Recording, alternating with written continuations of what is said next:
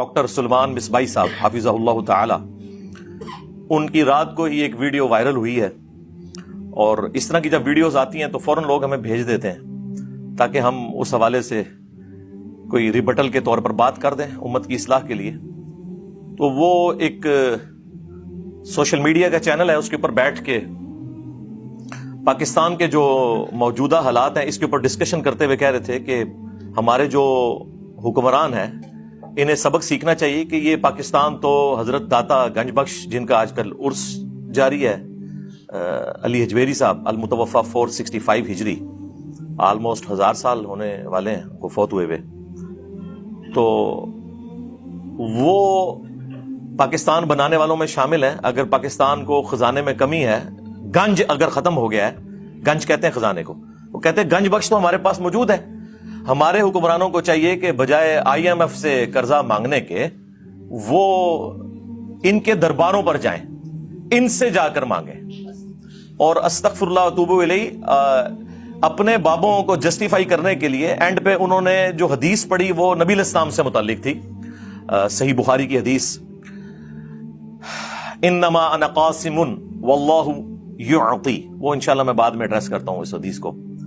تو وہ اپنے بزرگوں کے بارے میں کہہ رہے تھے کہ آپ ان سے جا کر مانگیں، آپ کے مسئلے حل ہو جائیں گے۔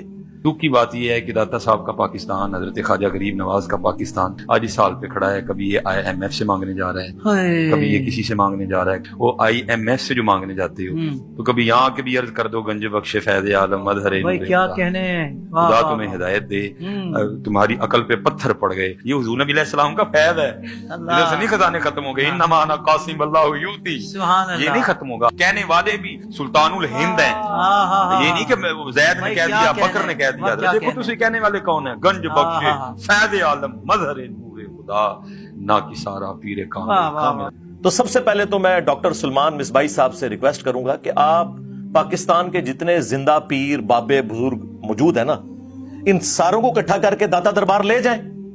حکمران تو نہیں جا رہے نا، حکمران تو آپ کی نظر میں فاسق ہیں، فاجر ہیں، مجرم ہیں، آپ تو نیک روحیں ہیں نا، ساری نیک روحیں پاکستان کی اکٹھی ہو کے جائیں درباروں پہ اور جا کے ان سے ریکویسٹ کریں کہ جی ہمارا یہ IMF کا قرضہ اتار دیں، ہماری بجلی پوری کر دیں۔ 1965 تک تو آپ راوی کے پل پہ آ کے بم پکڑتے تھے، آپ کے دربار پہ بم ٹھوک کے چلا گیا ایک بندہ، وہ آپ سے نہیں پکڑا گیا۔ ہو سکتا ہے ان دنوں میں آپ کسی وزٹ کے اوپر ہوں، تو مہربانی کریں اب تو اس ملک کے اوپر کوئی نظر کرم فرمائے۔ تو یہ آپ حکمرانوں کو کیوں مشورہ دے رہے ہیں؟ اس میں تو 4 باتیں اور نکل آئیں گی۔ حکمران چلے بھی جائیں، نکلنا تو اس میں سے کچھ نہیں ہے، ہاں ذلت مزید بڑھ سکتی ہے۔ تو پھر آپ لوگ کہیں گے جی حکمران تو آپ کو پتا ہے فاسق اور فاجر ہیں، تو بزرگوں نے تو ان کی سننی نہیں ہے۔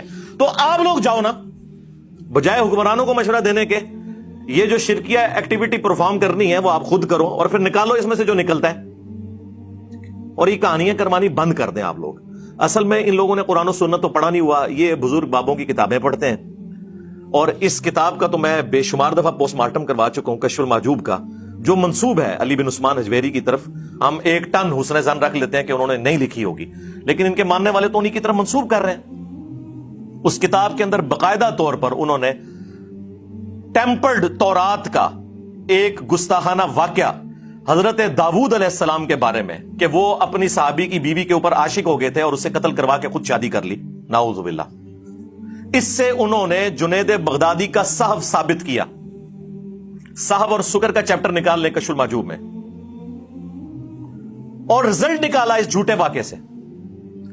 اس کے بعد انہوں نے نعوذ باللہ من ذالک ہمارے نبی کی عزت کے اوپر حملہ کرتے ہوئے زید بن حارثہ کی بیوی سیدہ زینب، ان کی طرف ایک جھوٹا واقعہ منسوب کہ نبی علیہ السلام کو وہ ایک دفعہ آپ کی نظر پڑ گئی تو وہ اپنے خامد کے اوپر حرام ہوگی، اور بعد میں حضور نے ان سے شادی کر لی، نعوذ باللہ۔ اور اس سے انہوں نے اپنے بابا جی بایزید بستامی کا سکر ثابت کرنے کی کوشش کی، یعنی اپنے بابوں کی غلطیوں پہ پردہ ڈالنے کے لیے انبیاء کو تختہ مشق بنایا ان لوگوں نے۔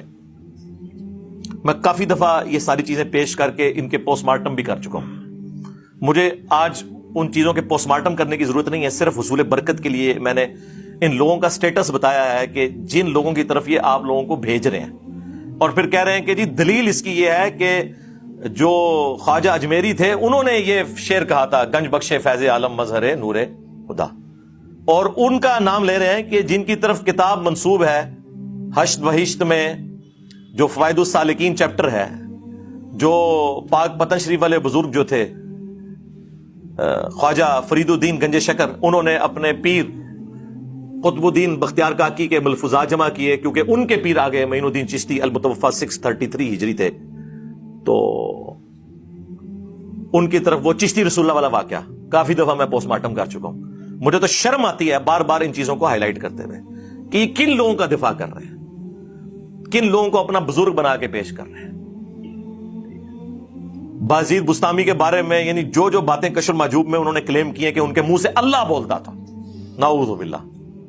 یہ تو ہمارا عقیدہ رسول اللہ کے بارے میں نہیں ہے صلی اللہ علیہ وآلہ وسلم.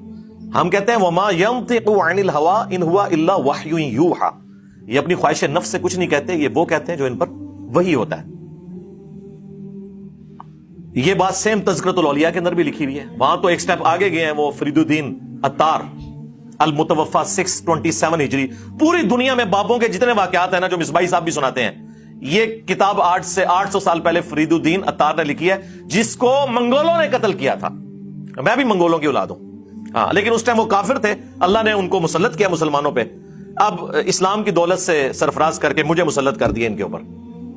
ہاں، تو خود یہ نگاہیں مارتے رہے، اور جب منگول آئے تو منگولہ نے نگاہ نہیں ماری، تلوار مار کے وٹ چڑے ساری.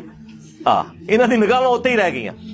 تو فرید الدین عطار نے تذکرۃ الاولیاء میں بازید بستامی کے بارے میں لکھا ہے کہ لوگ ان کے اوپر خام خواہ الزام لگاتے ہیں، ان کے منہ سے تو اللہ بولتا تھا. اگر انہوں نے یہ کہہ دیا کہ قیامت کے دن محمد اور تمام نبی میرے جھنڈے کے نیچے ہوں گے تو اس سے کیا فرق پڑتا ہے؟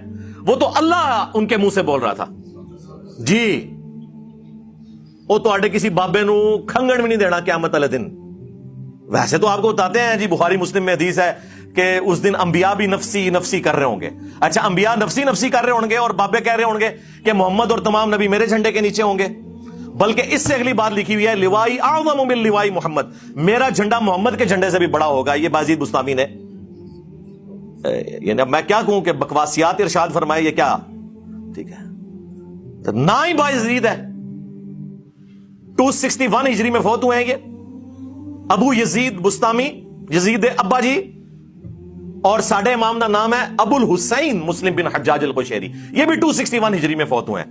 اور یہ مسلم شریف میں حدیث لے کے آ رہے ہیں کہ نبی علیہ السلام نے فرمایا کہ قیامت والے دن اللہ تعالیٰ کے حضور سب سے پہلے میں شفاعت کروں گا اور میری شفاعت قبول کی جائے گی. سب سے پہلے مجھے قبر سے نکالا جائے گا اور سب سے پہلے میں جنت کے دروازے پر دستک دوں گا اور داروغہ جنت پوچھیں گے کون؟ میں کہوں گا محمد. تو وہ عرض کرے گا کہ مجھے حکم بھی یہی تھا کہ آپ کے نام کے اوپر دروازہ کھولا جائے.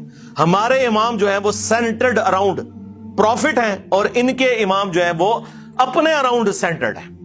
یہ فرق ہے. خیر، اس کے اوپر میں اتنی دفعہ بول چکا ہوں کہ مجھے پھر 1 گھنٹہ صرف ان بابوں کا پوسٹ مارٹم کرنے کے لیے چاہیے. میں مصباحی صاحب کی اس اسٹیٹمنٹ کی طرف آتا ہوں جو انہوں نے کہا کہ جی جا کے تو بابا جی سے مانگنا شروع کر دیں، تو بابا جی جو ہے وہ ہیلپ آؤٹ کر دیں گے، IMF سے مانگنے کی ضرورت نہیں. تو سرکار جاؤ نا، منگو نا. اب یہ اس طرح کی باتیں پتہ کیوں کرتے ہیں؟ انہوں نے بابوں سے یہی کچھ سیکھا ہوا ہے. کشف المحجوب سے یہ واقعہ لیا ہوا ہے جو وہ سناتے ہیں بڑے شوق سے. وہ کہتے ہیں کہ جی وہ ہمارے جو پیر بھائی ہیں نا، انہوں نے مجھے خود سنایا. علی بن عثمان حجویری صاحب کے پیر بھائی نے ان کو یہ واقعہ سنایا کہ جی جو ہمارے مشترکہ پیر صاحب تھے نا، ابو الفضل خطلی، سلسلہ جنیدیہ میں تھے وہ. تو ایک دفعہ ان کی حجامت بڑی ہوئی تھی اور ان کے پاس پیسے نہیں تھے. کہنے لگے یا اللہ تیری نبی کی سنت ٹوٹ رہی ہے تو مجھے کچھ پیسے عطا کر دے. تو وہ پیر بھائی ان کا جو علی اجویری صاحب کو کہانی کروا گیا، وہ کہتا ہے جی میں اس وقت درخت کے اوپر چڑھا ہوا تھا، یہ شہتوت کا جو درخت ہے نا اس کے لیے، کیڑوں کے لیے وہ جو پتے اکٹھے کرنے کے لیے. تو کہتے ہیں کہ میں نے خود اپنی آنکھوں سے دیکھا کہ جی درخت کے پتے، اس کی ٹہنیاں، اور اگلی کہانی سنو، اس کی جڑیں بھی سونے کی ہوگی. جڑ کی تو نظر آندی ہے. اور مصباحی صاحب سناتے ہوئے کہتے ہیں ہاں نا، یعنی میں آپ میں کیا. داتا حضور کشف المحجوب میں لکھتے ہیں یہ فکرے ان کی زبان سے تب ادا ہوئے جب اس درخت کے نیچے تھے جس کے اوپر میں چڑھا ہوا تھا. آپ فرماتے خدا کی عزت و عظمت کی قسم، پورا درخت، اس کی ٹہنیاں، اس کا تنا، اس کی جڑیں بھی سونے کی ہو گئی. سارا، ہاں، سارے سونے کا ہو گیا.